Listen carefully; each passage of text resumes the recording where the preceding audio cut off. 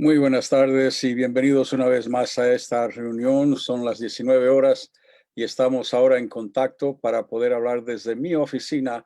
En este caso, seguimos el estudio de los 12 discípulos que Cristo ha escogido. Había una gran multitud que seguía al maestro. De ellos se nos mencionan 70 que fueron escogidos, y de esos 70, 12 fueron los que formaron el círculo íntimo de discipulado del Señor. No creo que Cristo escogiera estos 12 al azar. No hubo un sorteo, no hubo a ver qué nombre saco del sombrero. Indudablemente vio algunas cualidades en ellos que consideró que eran importantes para alguien que debía de ser un discípulo del maestro. Y yo quiero saber qué es lo que Jesús vio en ellos, porque yo quiero tener lo que ellos tenían. Entonces ya hemos estudiado a varios de ellos. Por ejemplo, cuando vemos a Andrés, vemos que Cristo estaba viendo a una persona que era íntegra. Felipe nos da la idea de una entrega total y que no hay que mirar hacia atrás.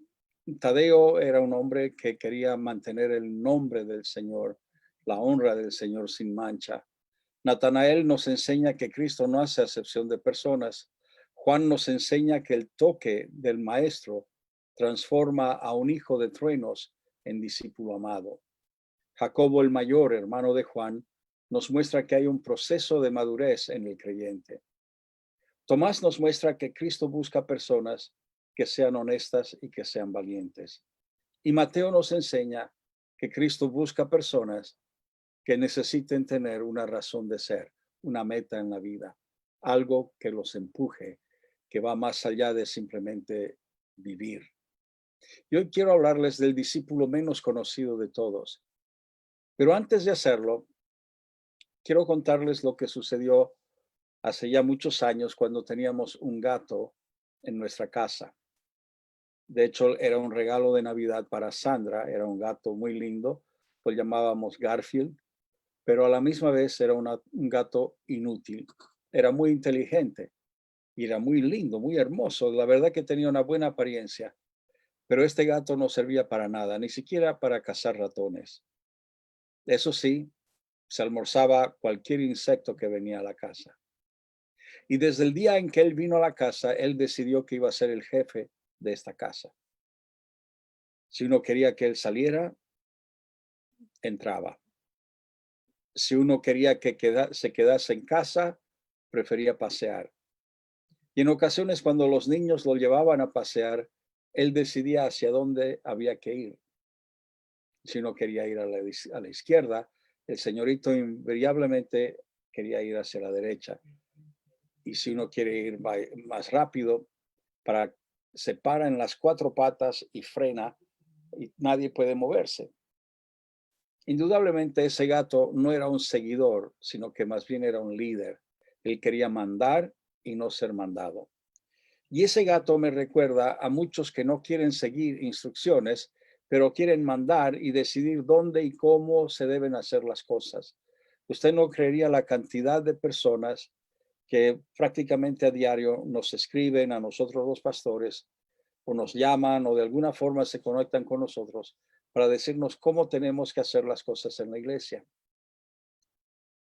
Bueno, hay personas así que tal vez no han aprendido que se requiere mayor habilidad y más confianza en sí mismo y más seguridad interna en el ser seguidor que lo que uno requiere para ser un líder. Entonces, Jacobo el menor era un seguidor del Señor. Jacobo era casi invisible. No lo oímos, no lo vemos. No aparece en el Nuevo Testamento ni una sola palabra que él haya dicho. Ni siquiera podemos decir, bueno, él hizo esto. Nada que lo pudiera identificar. Judas Tadeo lo identifica como su hermano en la epístola que lleva su nombre al final del Nuevo Testamento. Pero la tradición de la iglesia nos enseña como que es hermano de Jesús. Aunque en realidad el debate es muy grande y lleva 2000 años debatiendo este punto y todavía no se ha resuelto, y creo que ya a estas alturas no vamos a resolver este punto. Porque también hay aquellos que piensan que él era hijo de Alfeo, lo que lo hacía hermano de Mateo y no de Jesús. Los escritos, los manuscritos antiguos lo llaman Jacobo el menor para diferenciarlo del hermano de Juan, que es obviamente Jacobo el mayor. Pero también es conocido como Jacobo el justo. Y la palabra que se utiliza en griego para definir, para poder diferenciar a este Jacobo, es micro, lo que muchos piensan que hace referencia a su altura, o sea, era una persona de baja altura. Y dado que no habla ni entra en acción en el Nuevo Testamento, podemos decir que Jacobo el Menor representa esa gran multitud de personas que viven su vida haciendo el bien para la humanidad y pasan de esta vida a mejor vida sin recibir ningún elogio, sin recibir ningún reconocimiento, ninguna decoración. Podríamos decir que Jacobo el Menor es el santo patrono de los no reconocidos. Y aún así, Jacobo nos enseña lecciones de suma importancia para los que estamos interesados en realmente ser discípulos efectivos del Señor. Y una lección de la que nosotros podemos aprender de Jacobo es que además de ser un seguidor, este hombre era alguien que capacitaba a otros para que puedan hacer grandes cosas. Jacobo es lo opuesto de Juan y lo opuesto del otro Jacobo. Él no está buscando ser primer ministro en el reino. Él no está buscando que el fuego caiga del cielo para destruir toda una aldea. Me imagino que él era introvertido y que hablaba en voz baja, que mantenía un perfil bastante bajo también. Pero justamente por eso, él capacitó a Juan y a Pedro y a Jacobo el mayor a que fueran líderes eficaces. Muy pocos pueden hacer, muy poco se puede hacer sin personas que nos capaciten, que ayuden a los líderes para lograr grandes victorias. Aún Messi, que es muy conocido en el mundo del deporte y en la cancha del fútbol es el líder, obviamente, y es capitán del equipo, y ha recibido enormes cantidades de trofeos por sus goles y por sus habilidades balompédicas, y otra vez es el goleador de la liga en España este año. Nunca se ha olvidado que para llegar a tal altura en su profesión, hay otros que lo han arropado y lo han ayudado. Él se da cuenta que sin ese pase de Arturo Vidal, nunca podría haber marcado ese gol. Siempre hay alguien que lo capacita para que él pueda triunfar. Hace no mucho tiempo, un famoso actor de televisión dejó a todos sorprendidos cuando declaró que iba a dejar la popularidad del programa televisivo que él participaba y se quería ir a Inglaterra para ser parte de una pequeña compañía de actores de teatro. Cuando le preguntaron por qué este cambio tan abrupto, él dijo, me he convertido en una estrella, pero todavía no soy un actor. Hay muchos héroes desconocidos en la iglesia. Muchos de ellos nunca son vistos. Pocos de ustedes que son parte de la catedral los conocen. Son aquellos que nunca han estado detrás de un púlpito, nunca se han subido a la plataforma, pero su labor es de gran significado para la iglesia. ¿Por qué? Porque ellos capacitan a otros. Estos desconocidos son aquellos que preparan el auditorio temprano por la mañana antes de que lleguen los hermanos al culto. Ellos donaron de su tiempo para limpiar la suciedad ajena. Son aquellos que después de la reunión limpian todos los baños, limpian la cocina, llevan toda la basura afuera antes de que nosotros nos pudiéramos ir del edificio. Y la gran mayoría de los hermanos nunca han descubierto quiénes son estos que hacen todas estas labores en secreto.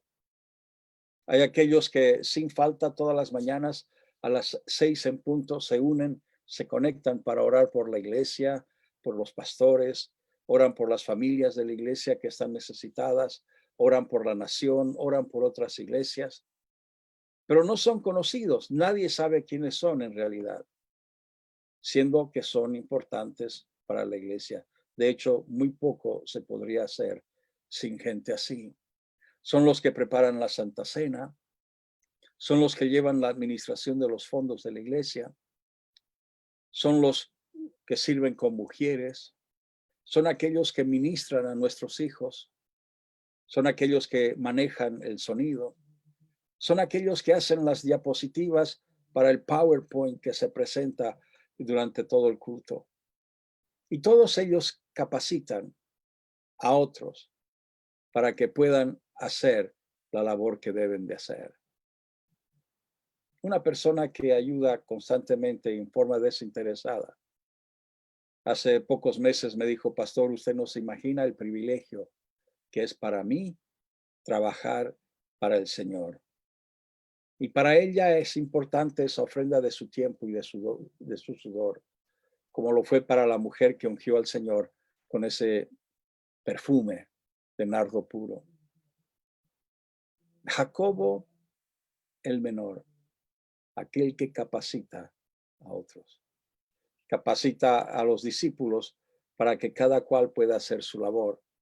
Ayudó al Señor a que haga lo que él tenía que hacer. Y eso es lo que debemos de hacer nosotros también. Pero hay otra virtud más que Jacobo tiene, y es de que él completaba lo que hacía. Los seguidores son realmente los que llevan a cabo toda la labor. Hay una gran satisfacción que llena el corazón de la persona que se halla haciendo una labor y llevándola hasta el fin. Hay un sentir especial cuando uno participa de algo que es más grande que uno mismo y cumple su labor. Leí que en cierta ocasión una persona entró en una galería de arte muy importante en Europa y estaba contemplando las obras de arte de grandes pintores de la antigüedad. Y justo se hallaba contemplando un Picasso, cuando un individuo se puso a su lado y él podía escuchar lo que estaba diciendo este hombre. Decía, finalmente han reconocido mi arte, finalmente me han dado un sitio apropiado, finalmente saben que yo soy bueno, por fin me han reconocido. Y el que estaba mirando los cuadros dijo, o sea, usted también se dedica a los cuadros, ¿eh? Sí, dice el otro, me dedico de hace ya muchos años, pero esta es la primera vez que exponen mi trabajo. Y confundido, el otro le dice, pero ¿cuál es su cuadro? Y él señala, bueno, ese de ahí es mi cuadro. Y el otro lo mira medio serio y le dice, así sorprendido, le dice, sabe, yo creo que usted se ha equivocado porque ese cuadro lo pintó Picasso. Sí, dijo el otro, creo que fue Picasso o alguien así el que pintó ese cuadro, pero yo hice el marco. El marco puede ser fundamental en la importancia de un cuadro.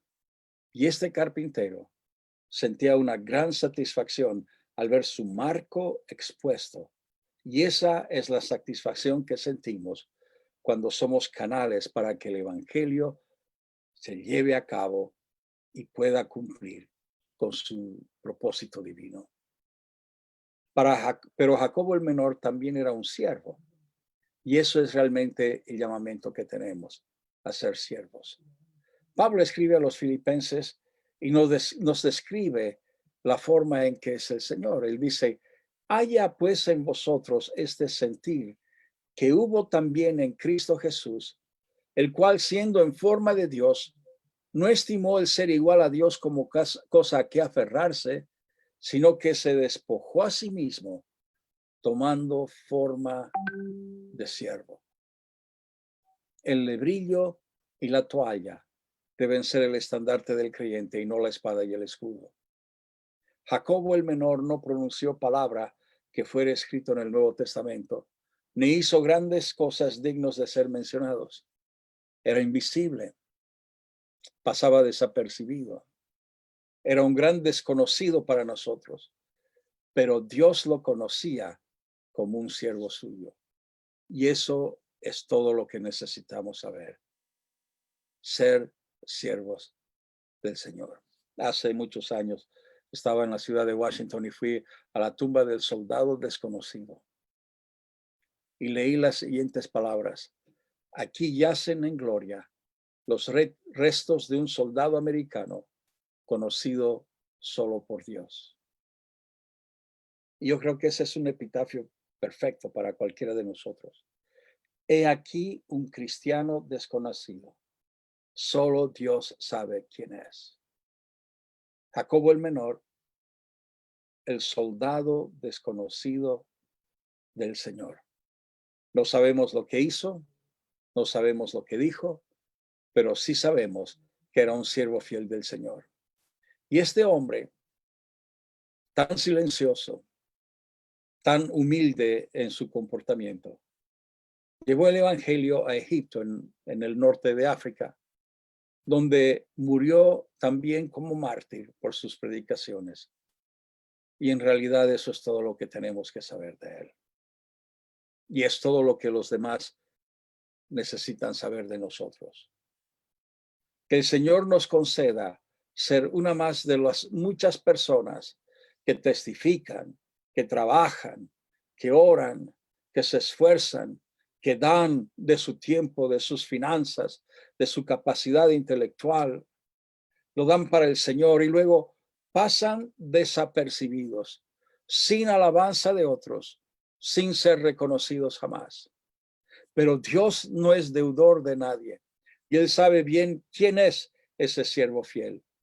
Y tal vez eso es lo más importante que necesitamos saber nosotros, que Él sabe quién somos nosotros, aunque otros no nos reconozcan. Y en esta noche yo quiero orar por usted. Y quiero orar en forma especial por aquellos que, sin que nadie sepa, sin redobles de tambor, sin que haya una trompeta que suene cuando dicen su nombre, hacen la labor del maestro. Son aquellos que llaman por teléfono a aquel que está enfermo en una cama. Son aquellos que cruzan la calle para testificar a un vecino que necesita de Dios. Son aquellos que hacen cosas no para que otros lo vean, sino para que el Señor sea glorificado. Y en esta noche yo quiero orar por usted.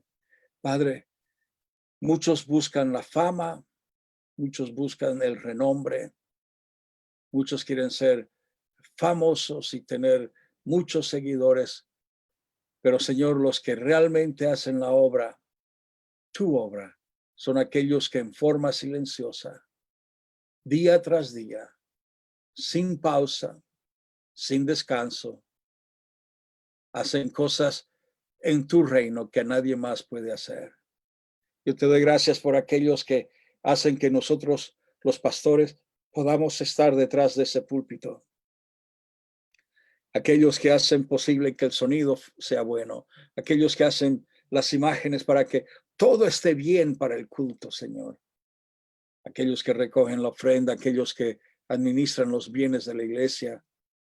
Aquellos que tienen tantas otras oportunidades de trabajo, los que tienen grupos familiares, los que oran por los demás, los que visitan los enfermos.